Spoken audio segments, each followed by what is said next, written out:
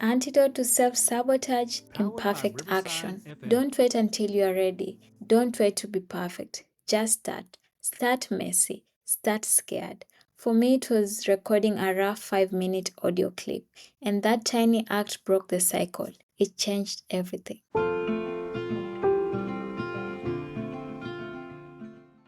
Hi, friends. Welcome back to the Failure Academy. A new week means a new episode. And if you're new here, let me warmly welcome you to our growing community, one episode at a time. Before we dive in, make sure to follow or subscribe to the podcast so you never miss an episode.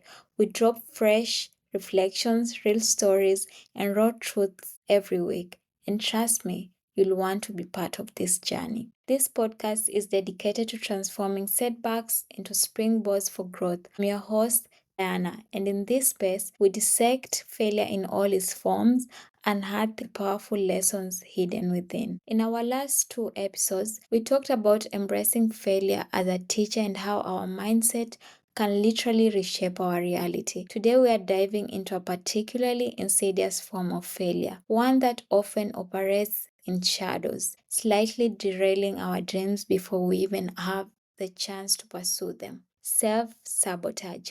Think about it.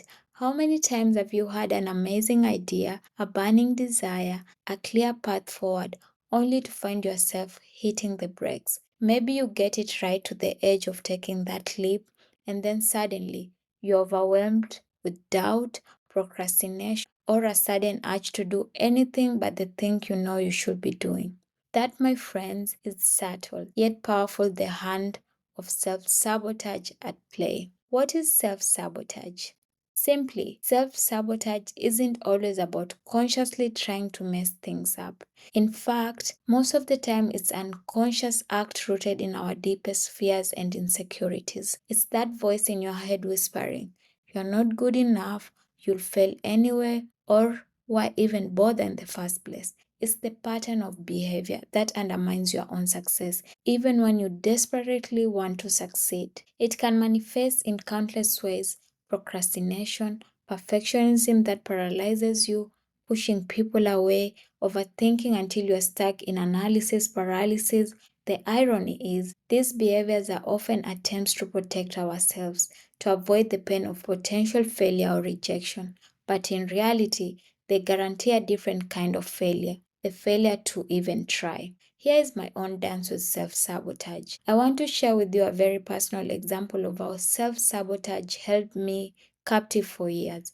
You are listening to the Failure Academy right now, but for a very long time, this podcast was nothing more than a whispered dream in the back of my mind. For years, I had this idea, this burning desire to create a space where we could openly discuss failure, share stories, and learn from our own stumbles. The concept was clear, the need was evident, and I genuinely felt passionate about it.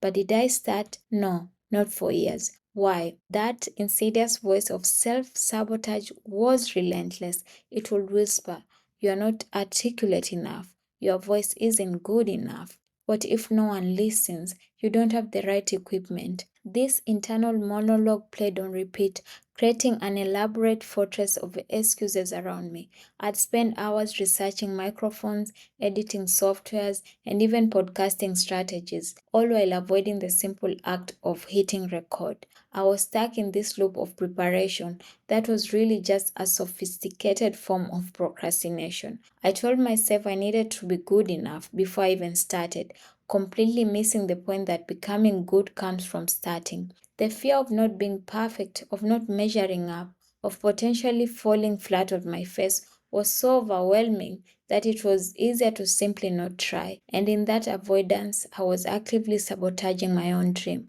I was choosing the failure of inaction over the potential failure of trying and perhaps not immediately succeeding. It wasn't until I truly recognized this pattern in myself that I was able to break free.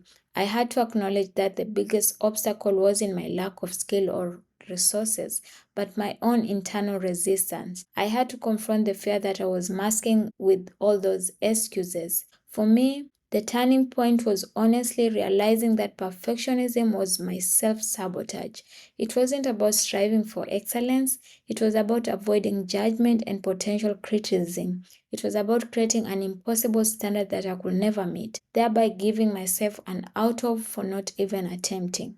The truth is, starting anything new is messy, it's imperfect, and it's only through the messy, imperfect beginning that you gain the experience, the confidence, and the skill to improve. You learn by doing and not by endlessly preparing. So, how do we begin to untangle ourselves from these invisible chains? Awareness is the first step.